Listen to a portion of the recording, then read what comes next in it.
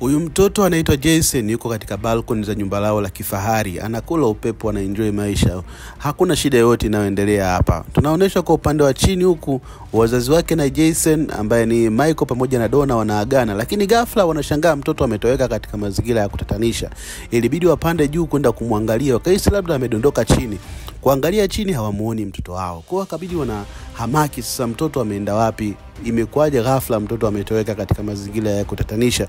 Ilibidi washuke chini mpaka getini, wakamuita mlinzi wao anaitwa Okolo. Wewe Okolo, mtoto yuko wapi? Nani katoka na mtoto hapa? Okolo anamwambia hakuna mtoto aliyetoka na mtoto hapa. Mimi nimekaa hapa muda mrefu, sijaona mtu akitoka na mtoto hapa. Kwa hiyo huyu Michael akamwambia mke wangu twende ndani, kama mtoto angekuwa ametoka hapa, huyu Jason huyu Okolo angeweza kumuona. Sasa baadaye wametoka nje ya nyumba yao, wanaona kuna damu. Sasa anamwambia kama hili eneo kuna damu, basi tungekuta kuna mwili hapa, au kama umekufa tungekuta maiti hapa, au kama ameumia tungekuta mtoto hapa amelala analia, lakini kama amedondoka hakuna ushahidi wote wa kuonesha mtoto amedondoka maeneo haya. Kwa hiyo ikawa ni jambo la kushangaza sana. Kwa hiyo mama akawa anashangaa, huyu Donna haelewi, yani inawezekana vipi mtoto alikuwa kwenye balcony juu na hapa chini kuna damu, na haelewi kitu gani kinachoendelea hapa. Kwa hiyo bado akawa haelewi, yani huyu jamaa Michael anamtuliza, lakini huyu mama haelewi, yani atuliziki. Jamaa huyu Michael akabidi apige simu polisi kuweza kuwataarifu kwamba kuna tukio limetokea hapa la kupotelewa kwa mtoto. Akamwambia mke wangu tulia, polisi nimeshawataarifu. So huyu Donna alitoka tena nje kwenda kuhakiki labda huenda akamuona mtoto wake, lakini jamaa akamwambia hapana mke wangu, tulishatoka huko, tulishatafuta kote, lakini mtoto hatujamuona, kwa maana ili unalotaka kukifanya hakitosaidia, kwa sababu kama angekuepo tungemuona tu mtoto wetu, kwa maana tumezunguka nyumba nzima hii. Naomba tuende ndani tukapumzike, tuachie kazi hii polisi, kwa sababu tayari nimeshawataarifu polisi, na hii kesi watakuja wachunguze wao, watatupatia majibu wao kwamba mtoto wetu amepotelea wapi. So mpaka usiku hapa ndani hapa Liki wametulia kwenye coach tu hapa. Wamemtafuta mtoto, wameshachoka. Sasa simu wamepiga polisi, wamemwambia watakuja kesho. Kwa hiyo hakuna kinachoendelea hapo zaidi ya kulaumiana tu. Mama anamlaumu mwanaume wake na mume anamlaumu mke wake kuhusu kupotea kwa mtoto wao Jason. Kwa hiyo issue ilikuwa ni hatari sana mpaka muda huu hakuna kinachoeleweka, na mpaka hii asubuhi pamekucha bado wapo kwenye coach tu hapo wamelala. Kwa maana yake walizungumza sana, walitafuta sana mpaka wakapitiwa na usingizi pale kwenye kochi mpaka asubuhi. So asubuhi ile sasa, kumbuka kulikuwa kuna utaratibu wa polisi kutuma mwakilishi wao kuja kuchunguza hii nyumba kuhusu upotevu wa huyu mtoto, kwa sababu taarifa yao waliitoa jana.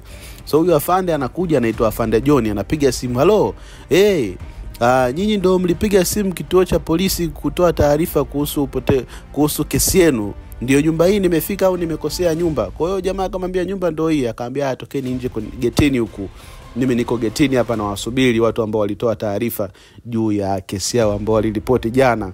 Kwa hiyo basi ikabidi huyu Michael atoke nje pamoja na mke wake kuja kuangalia, polisi ameshafika, sasa uchunguzi unaendelea, kuna kitu gani kinafanyika. Kwa hiyo polisi akafika, akamwambia ndio hawa majambazi. Huyu mlinzi akasema hapana, hawa sio majambazi, hawa ndio wenye kesi yenyewe. Ni mimi nilijua majambazi, kuna majambazi wenye silaha kali hapa, nilijua ndo wako humu. Huyu afande anazingua sana. Akamwambia hapana, sikia afande, sikia afande bwana, hiyo ni silaha, weka chini silaha hiyo. Hapa hamna majambazi bwana, hapa kuna kesi ya kupotelewa kwa mtoto wetu, lakini hamna majambazi. Hamna majambazi? Hamna majambazi. Mimi nikajua kuna majambazi bwana. Kama hamna majambazi sawa. Kwa mtoto amepotea, si ndio? Nakuja huko ndani sasa tuweze kumtafuta huyo mtoto wenu. Akamwambia nawe amka hapo, wewe unasimama unakaa kizembe tu hapa. So huyo Afande John ana vituko sana. Sasa wamefika hapa usiku, huyu bibie akawa ameenda jikoni. Sasa kufika jikoni akawa kama ameona taswira ya mtoto wake jikoni.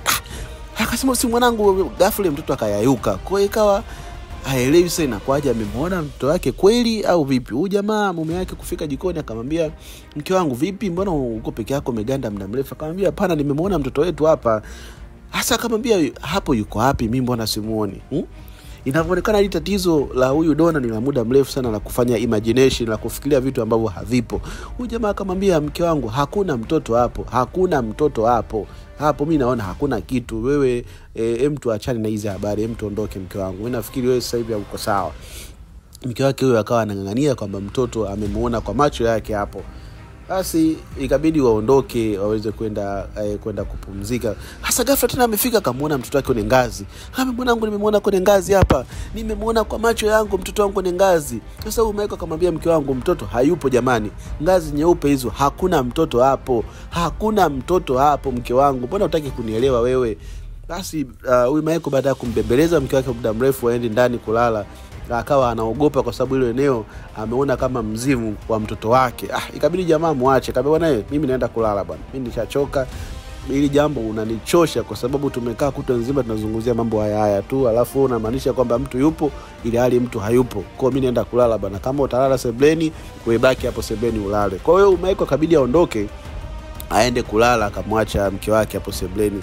Mke wake Rais anakaa kama ni mtu ambaye amerukwa na akili kwa sababu anaona mawenge, kila kitu anaona kama vinajirudia kama vitu kama mtoto wake anamtokea katika mazingira ya kutatanisha.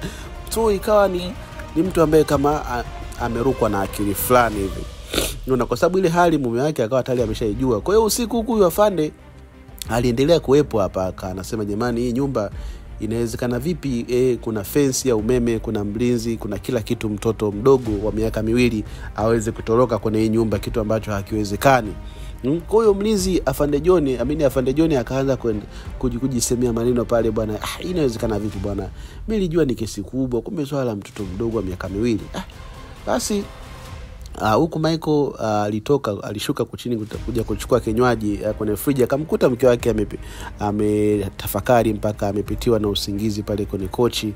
Kwa hiyo alikuwa anamwangalia, anasema hizo mwanamke kwa hali alionayo, ili ni tatizo kubwa sana ambalo linamkabili la kuimagine, la kutengeneza fikra ya vitu vya kutisha. Yaani huyu mwanamke amekuwa akitengeneza fikra ya vitu vya kutisha ili hali hivyo vitu havionekani. Kwa hiyo alivyomshtua pale akashtuka sana, akamwambia mnaisokee mke wangu. Kuwa na amani, mimi niko mume wako hapa, kila kitu kitakuwa sawa. Kwa hiyo sidhani kama kuna haja wewe kuogopa chochote. Kwa asubuhi huyu Afande John alikuwa anaendelea kuangalia mazingira huku na huku. Sasa akawa ameona pembeni akawa ameona kuna panya pale amekufa, panya mkubwa sana. So Afande akasema, nimeshapata sasa pa kuanzia uchunguzi wangu unaanza rasmi sasa. Huyu panya atatusaidia kumjua mtekaji wa mtoto. Kwa hiyo ikabidi awaite kule ndani, akamwambia jamani, nimeona kuna kitu nimeona kitakatusaidia. Kwa hiyo huyu Michael na mke wake Donna huko ndani wamelala, wanasikia kelele za yule Afande John. Jamani, tokeni huko, kuna kitu nimeona huko cha kusaidia kumpata mtoto wenu. Tokeni nje, nimeona kuna kitu kitasaidia kumpata mtoto wenu. Kwa sababu Donna na Michael walipotoka wanakutana na panyabuku. Vipi tena? Akamwambia bwana, huyu panyabuku aliyeua huyu panyabuku ndiye aliyemteka mtoto wako. Kwa hiyo huyu panyabuku atatusaidia, kwa sababu haiwezekani panyabuku kama huyu afe tu hapa, atakuwa ameuliwa na mtu mwenye nguvu zake. Kwa hiyo huyu aliyemuua panyabuku ndiye aliyemteka mtoto wenu. Sasa wazazi Michael na Donna wakawa wanamuona huyu jamaa anaongea kitu gani huyu. Sasa huyu Donna akasema kama ni kweli tuliona damu pale, akawa anakumbuka ile damu. Kama tuliona damu, maana yake ile damu itakuwa kweli ina uhusiano na huyu panyabuku ambaye amekufa hapa. Kwa hiyo hapo anakumbuka sasa ile siku waliona damu lile eneo ambalo chini yake uwezekano kwamba alidondoka pale mtoto wao. Sasa na akawa nakumbuka kwamba kama tuliona damu pale chini, basi kuna uwezekano ile damu ikawa ina uhusiano na huyo panya. Akaambia umeona sasa mimi ninamaanisha ninapofanya utafiti wangu wa kiintelijensia na maanisha. Kwa hiyo hii siku tena hapa wakawa wanapata chakula, wanapata chai na nini. Inaonekana hapa walikuwa wanafurahia tu, kila kitu kiko vizuri kabisa. Lakini baadaye huyu Donna akaanza kuhisi vitu tofauti. Akahisi kama kuna mtu nje anapiga kelele, anamsikia kwa nje. Akamwambia unasikia nje huko? Nje usikii kelele ya mtu huko? Ikabidi Donna achukue kisu. Akamwambia mke wangu, hapana, mimi mbona sisikii chochote? Hapana, sikiliza vizuri. Donna akaanza kumwambia, sikiliza vizuri, nje huko kuna watu huko nje. Na hisi hao ndio watakuwa watekaji wa mtoto wetu. Kwa hiyo bidi watoke paka nje kule. Lakini hawaoni mtu. So huyo mlinzi Afande John akawafuata. Nyinyi kina nani? Nyinyi ni majambazi? Kumbe ni nyinyi. Sasa Afande John ana vituko sana. Kwa hiyo alikuwa anahisi ni majambazi. Akamwambia mimi nimeona mnatembea kwa kunyata. Nikajua ni majambazi. Sasa jamani, nyinyi mpo kwenye nyumba yenu, mnatembea kwa kunyata tena. Inakuaje? Mimi nitakuja niwashuti nijue majambazi. Mimi niko katika uchunguzi wangu katika hii nyumba. Ninafanya kazi yangu, lakini sasa ninavyoona nyinyi nataka kuniharibia utaratibu wangu wa kazi. Akamwambia bwana sikia afande, basi kwanza shusha hiyo bastola yako chini bana. Sasa huyo afande John akamwambia, ule bibi akamwambia afande John, naomba nisaidie kunisindikiza ndani kwa sababu mimi naogopa inavyoonekana kuna watu wako kuna hii nyumba yetu wanatuzunguka alafu hawaonekani. So ikabidi afande John ampeleke paka ndani. Huyu jamaa huku Michael anawaza, anaona huyu mwanamke wa aina gani ambaye kila siku aishi vituko, kila siku anakuja na vitu vipya, kila siku anakuja na mambo mapya. Hatuwezi kuishi katika staili hii kwa sababu ananivuruga. So Michael akamwambia mke wangu, sikia nikwambie bwana, mimi nishachoka kukaa na wewe zaidi ya miaka 4. Unaniletea hizi habari kwamba unaona watu na watu sisi hatuwaoni, unaona watu na watu mimi siwaoni. Kwa mimi nimeshachoka. So huyo afande John akamwambia, bro sikia nikwambie, huyu mwanamke inabidi uwe naye makini kwa sababu inawezekana mtu anatembea na silaha kama hizi, anaweza akajidhuru au akakudhuru na wewe. Kwa hiyo jamaa akamwambia, sikia nikwambie bwana, mimi nataka nikupe talaka. Nataka ni huyu mwanamke nimpe talaka. Siwezi kuishi na mwanamke wa staili hii mimi. Miaka 4 nimekaa naye, kila siku ni habari hizi za kuona vitu ambavyo vionekana. Jamaa akawa huyu Michael ameongea maneno mengi sana na akaondoka kwa hasira. Kwa alipofika huko ndani akaanza kuwaza, akasema mwanamke nimemvumilia miaka yote 4 hiyo, kila siku analetea matatizo haya, analetea habari ambazo mimi sizielewi. Anasema kwamba anaona watu ambao hawaonekani, anaona vitu ambavyo havionekani. Sasa nimeshachoka kwa kweli. Akaanza kukumbuka kuna siku wako usiku wamelala na huyo mwanamke akaanza kupata hisia za kwamba kama kuna mtu anamsikia anatembea. Akaanza kusikia kama kuna mtu yuko sehemu. So jamaa kutoka naye akajaribu kuangalia waoni mtu yoyote.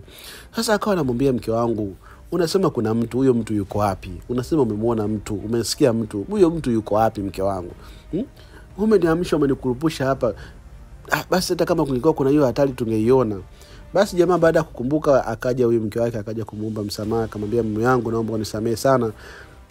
Najua nimekuingiza na kuweka katika wakati mgumu kwa hii hali yangu, lakini naomba unisamehe kwa sababu sio kama ni makusudio yangu, lakini ni hali ambayo inanikuta tu kwa sababu ya mazingira au kwa sababu ya ugonjwa. Nahisi ni kama ugonjwa sijui au ni nini, lakini ni hali ambayo mimi mwenyewe siipangi nikute.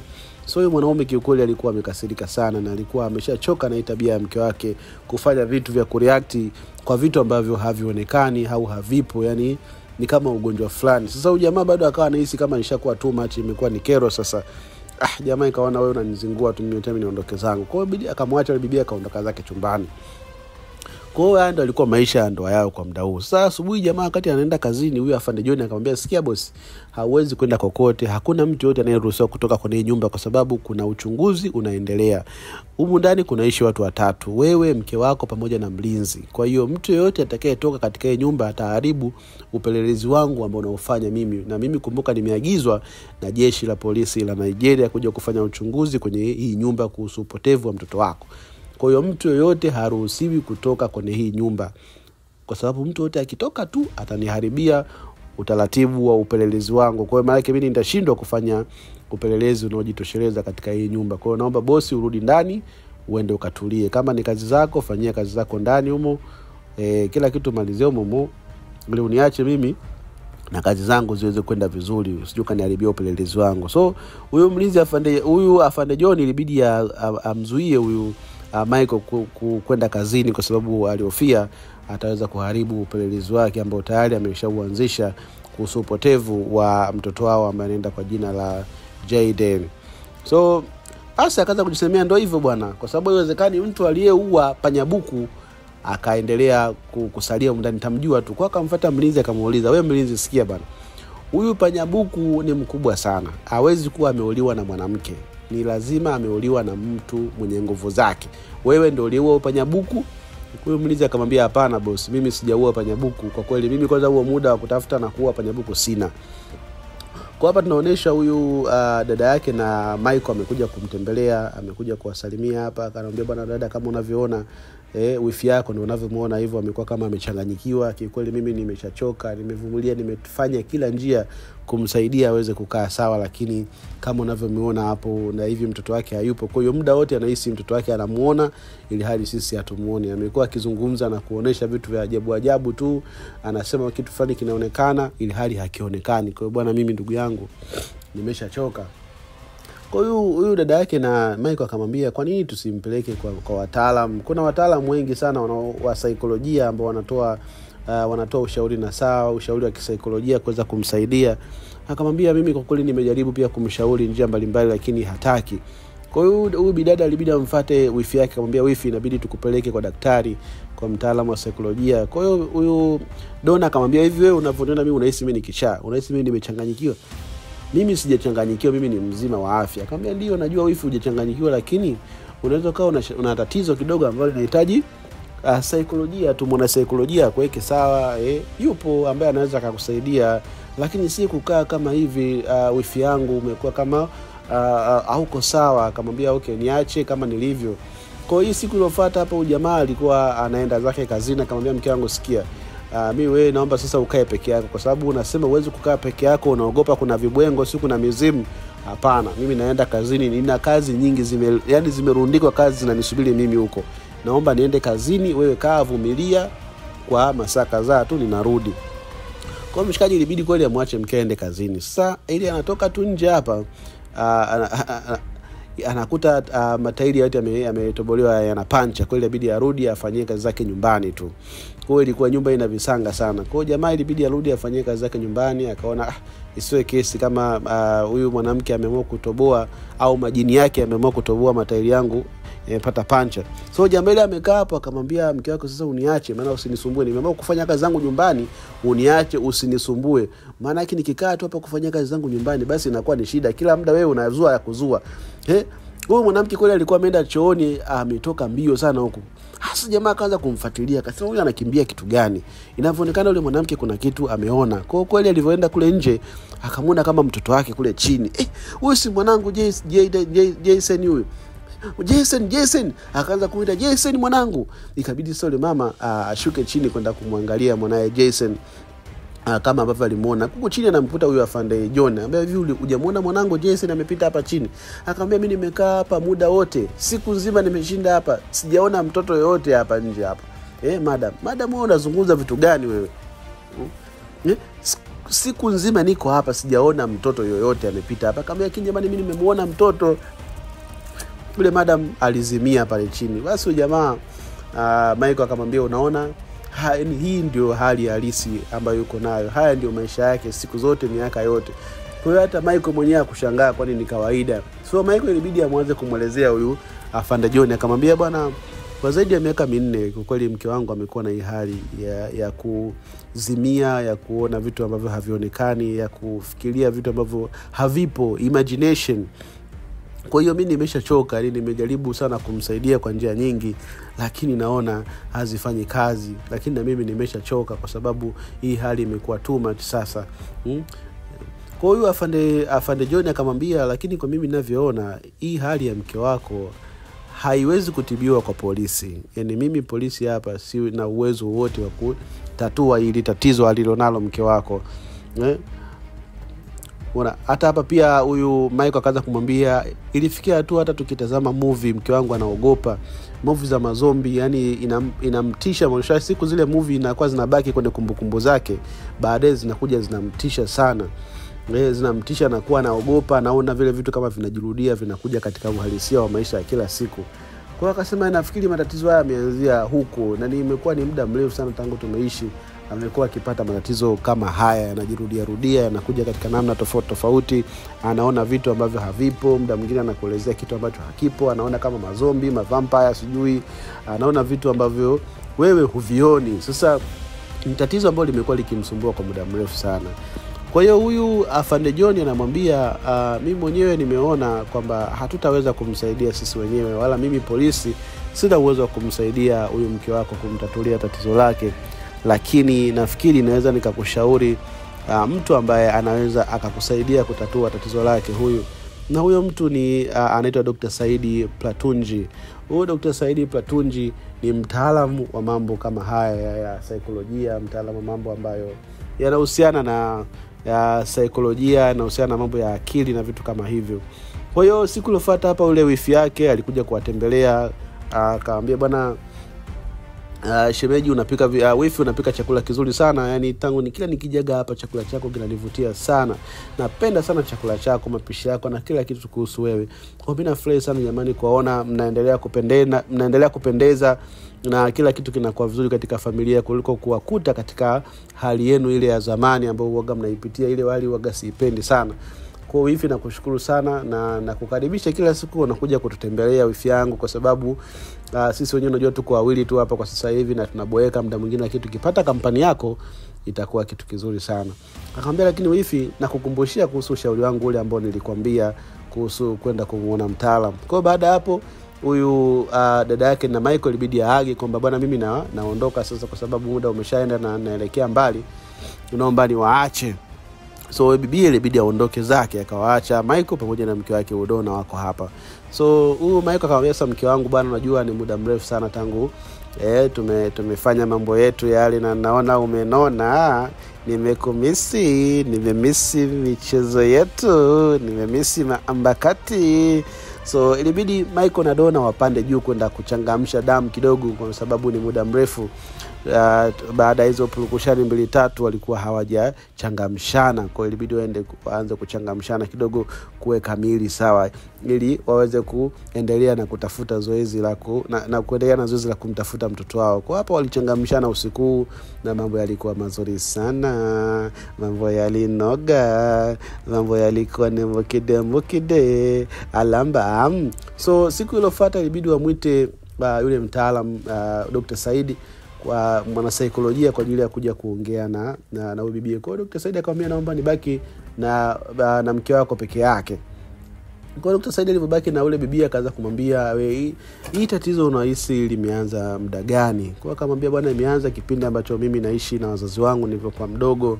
Nilikuwa naishi na wazazi lakini baadaye nilikuja kuchukuliwa na bibi yangu. Ilionekana wazazi wangu mimi walikuwa busy sana na mambo yao, hawanijali, lakini bibi yangu alinipenda sana, alikuwa akinijali, akiniambia maneno mazuri na nilikuwa nampenda sana bibi yangu kiukweli. Na yeye ndiye ambaye alikuwa ni mtu wangu wa karibu sana, ambaye kila kitu ambacho nilikuwa nakitamani alikuwa ananipatia.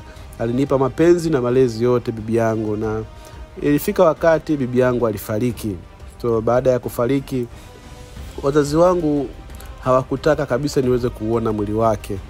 Japokuwa mimi nilitamani kuona mwili wa bibi yangu, lakini wazazi wangu wakaniambia mwili wa mtu aliyekufa unakuwa ni sawa na mzimu. Mwili wa mtu aliyekufa ni sawa na mzimu. Kwa hiyo ukiuona tu ule mzimu unaweza ukakudhuru au ukakuletea matatizo. Kwa hiyo ile hali sasa iliamini kwamba bibi yangu ameshakuwa mzimu tena siwezi kumuona, manake nikimuona atakuja katika hali ya mzimu, manake atakuja kunidhuru. So ile hali imekuwa kinitesa mpaka leo. Nimekuwa nikiamini hivyo kama bado bibi yangu yuko ananifuatilia, ni bado yuko na mimi ananifuatafuata. Kule kumbukumbu zimekuwa zikinirudia mara kwa mara. Lakini pia nimekuwa nikiona vitu kama hata nikitazama picha za kutisha za mazombi, mavampire zimekuwa zikinirudia ile picha yake na kunitesa sana. Kwa hiyo ndio imekuwa kiletea shida ya kutengeneza imagination. Kwa hiyo tunakuja kugundua kwamba huyo bibie ana tatizo la kutengeneza imagination. Kwa hapa Dr. Saidi anamwambia tatizo lako linafahamika kama phasmophobia. Phasmophobia ni ugonjwa ambao unamkuta mtu anakuwa anaogopa, ana hofu na vitu vyenye kutisha kama vile maiti, mizimu, mazombi, wachawi, mavampire. Kwa kama tatizo lako linatibika, twende nje. Kwa alivyokuja nje huku akawa anaendelea kumpa nasaha, anamwambia inabidi uweze kuishinda hofu dhidi ya kila kitu. Uweze kushinda hofu dhidi ya fikra zako na uweze kutengeneza hali ya kujiamini. Kwa hapa huyu Dr. Saidi akawa anampa therapy, anampa mawazo, anamfundisha jinsi ya kujilinda na kujitegemea na kushinda hofu yake. Anamwambia imagine kwamba sasa hivi hapa hii sauti unayosikia isiwe na mtu yote anayeongea hii sauti, na wala mimi usinione kabisa, utajisikiaje? Ndivyo hivyo unavyotakiwa kuishinda hofu yako. Shinda hofu na uishinde hizo fikra zako potofu. Kila muda uwe unafikiria vitu vizuri na unajijenga katika mambo mazuri, usijijenge katika mambo ya hovyo na mambo ya kutisha.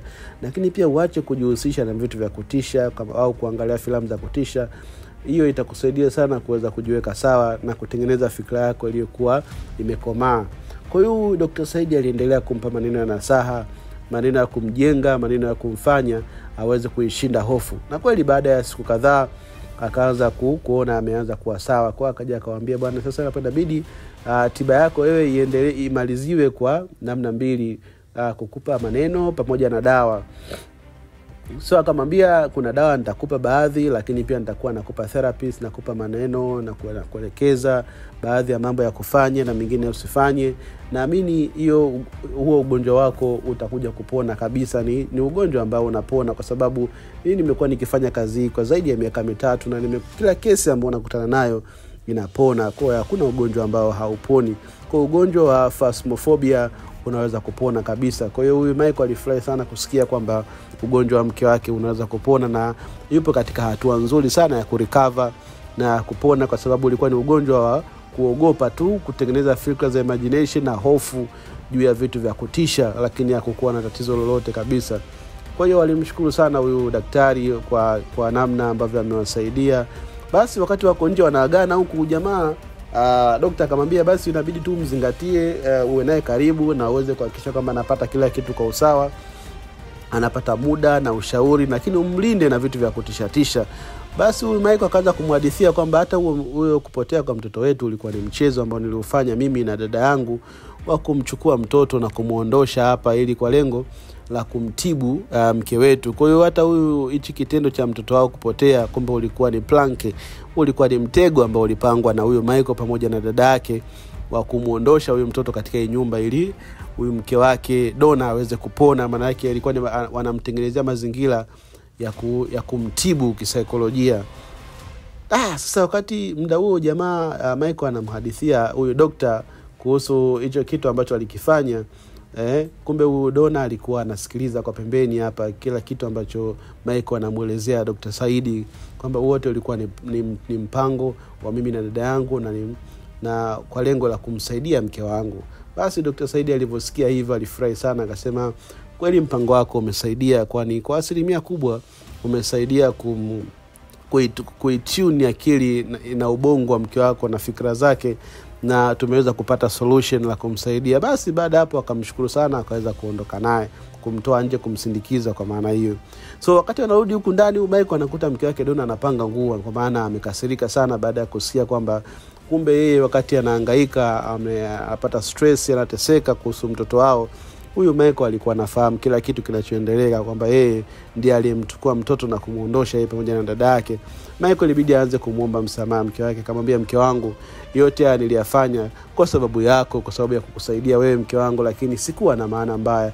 Basi huyu Donna akawa hataki kusikia, anataka kuondoka tu hapo. So wakati mambo yanaendelea kuombana msamaha hapa, basi yule dada yake na Michael pamoja na mtoto wao nao wakawa wameingia hapa, kwa akawa anaenda wamemrudisha sasa ule mtoto wao. Basi alivyomuona pale alifurahi sana kiukweli, kwani alikuwa amemmisi sana mtoto wao, na nilikuwa ni muda kidogo umepita tangu mtoto huyu atoweke kwa sababu ya hiyo game, hiyo plank walikuwa wameifanya. So huku inakuja kuona huyu Michael pamoja na dada yake wamepiga magoti, wanamuomba msamaha huyu Donna kwamba tunaomba utusamehe sana, naomba unisamehe mimi pamoja na kaka yangu, tumekukosea sana, lakini lengo letu lilikuwa ni kukusaidia wewe kutokana na ugonjwa wako wa phasmophobia. Ulikuwa kikweli, hata sisi tulikuwa tunakuazika sana, na tulikuwa tunaona unaelekea kuwa mwehu, unaelekea kuwa kichaa, kwa sababu ulikuwa ugonjwa huo unakutesa sana. Kwa hiyo tuliamua kupanga mpango huu kwa lengo la kukusaidia tu wewe, lakini hatakuwa na nia mbaya. Kwa hiyo Michael aliendelea kumwomba msamaha mke wake. Basi ilibidi Donna amsamehe mume wake, kwani aliona kweli pamoja na yote, lakini lengo lilikuwa ni zuri, nia ilikuwa ni njema sana ya kuweza kumsaidia yeye mwenyewe, kwani ugonjwa ule ulikuwa umemtesa kwa muda mrefu sana. Kwa baada ya kuombana msamaha pale na nini, basi shughuli ikawa imeishia pale. Kwa sasa siku nyingine hapa huyu Michael amemkuta Donna anafanya research kuhusu ugonjwa wa phasmophobia, na usoma ugonjwa kwenye vitabu, anaangalia ni ugonjwa gani, unahusu nini na unatibika vipi, unazuilika vipi. Akamwambia, ndio hivyo mume wangu, nashukuru sana kwa kunisaidia, na nimeamua kuanza kujisomea kuhusu ugonjwa ni ujue vizuri, ili pia nijue na ucontrol vipi, usije ukaniendesha tena na ukahatarisha ndoa yangu. Basi ilibidi Michael amwambie mke wangu, na mimi naomba nikusupport, niungane na wewe katika zoezi hili la kujiweka sawa na kujua ugonjwa huu, ili tuweze kujikinga nao, kwa maana usije tena ukaendelea kukusumbua na kuhatarisha ndoa yetu. Kwa hiyo basi Wakawa ndo wanaendelea kujisomea hapo na nini, wanazungumza story 2-3, wanafurahia, huku tayari akiwa ameanza kurecover kutokana na ule ugonjwa wa phasmophobia ambao ulikuwa unamsumbua kwa muda mrefu sana. So basi wakawa wanaendelea kusoma pale vitabu na nini. Kwa siku hii iliyofuata hapa kuna huyu Donna wakati ameingia huko ndani akaanza kusikia mlio fulani kama wa kutisha kutoka chooni. Akaanza kuhisi mlio wa kutisha sana. Kwa hiyo akaanza kusema huu mlio unatoka wapi na ni mlio wa kitu gani? So Donna akawa amejicontrol ile hali yake isimrudie, lakini akawa anataka kujua shida ni nini, yani kutoka kule chooni kuna tatizo gani? Ule mlio unasababishwa na kitu gani? So ilibidi afungue ule mlango wa chooni taratibu, ule mlango wa bafuni taratibu, kuangalia kuna shida gani au kuna kitu gani kinachotoka huko bafuni. Kwa hiyo kufungua ule mlango anakutana na simu. Hasa shangaa mna mtu yote anaona simu tu inaita pale chini inatoa ule mlio. Akasema yani kumbe ni simu ndio ilikuwa inatoa mlio huu jamani. Kumbe ni simu tu, mimi najua kuna kitu cha ajabu. Basi huyu mume wake Michael alivyotokea akaanza kupiga makofi akamwambia mke wangu, umeweza kushinda mtihani wako wa kwanza wa kuidhibiti hali yako na kuishinda hofu yako. Kwa siku iliyofuata hapo mke wake anaangalia TV akaona TV imezima ghafla. TV inazimaje ghafla tena hii? Kwa akawa anajiuliza ina shida gani, labda kuna changamoto yote kwenye mifumo ya kiufundi. Akashangaa TV imezima, mara inawaka, mara inazima, mara inawaka, huko haelewi shida ni nini. Lakini baadaye kuja kugundua kwamba aliyekuwa anafanya hayo yote alikuwa ni mume wake ambaye alikuwa anamfanyia mtego, yani kama anamjaribu tena kuweza kuona kama ataweza kuishinda hofu yake. So mume wake alifurahi sana kuona ameweza kudhibiti hofu yake. Akamwambia bana, umeshinda mtihani wako huu, kwa maana nilikuwa najaribu kuona kama utaweza kudhibiti hofu yako na kuweza kushinda mtihani huu mwingine tena. Kwa hiyo naona sasa umeshakuwa sawa, kwa hiyo hakuna shida yoyote inaweza kukusumbua kwa sasa. Lakini Donna akamwambia mume wangu, acha hii mitihani kwa sababu mimi sasa hivi niko vizuri, sidhani kama kuna haja. So siku iliyofuata hapa huyu afande John alikuja kuwasalimia, akamwambia jamani, sasa naona familia yenu iko salama na kazi yangu mimi nimeshamaliza kama afande wa jeshi la polisi la Nigeria. Nilituma kuja kuifanya kazi yangu, nafikiri nimemaliza. Msaada wangu niliotoa unatosha na umeweza kuleta furaha katika hii familia. Kwa hiyo ilibidi pia Michael amshukuru sana afande John kwa sababu yeye ndiye alitoa namba, aliwaunganisha na yule Dr. Saidi ambaye alikuja kuwasaidia baada ya afande John kugundua kwamba swala la kiaskari hapo alitofanya kazi. Kwa hiyo baada hapo akawapigia saruti, akamwambia jamani, mimi naomba niondoke, simu na maisha mema. So baada ya afande Saidi kuondoka, wale walibaki wakafurahi sana, akasema bwana afande huyu ni mcheshi sana pamoja na yote, lakini ametusaidia sana. Hapo ndo kwa mwisho.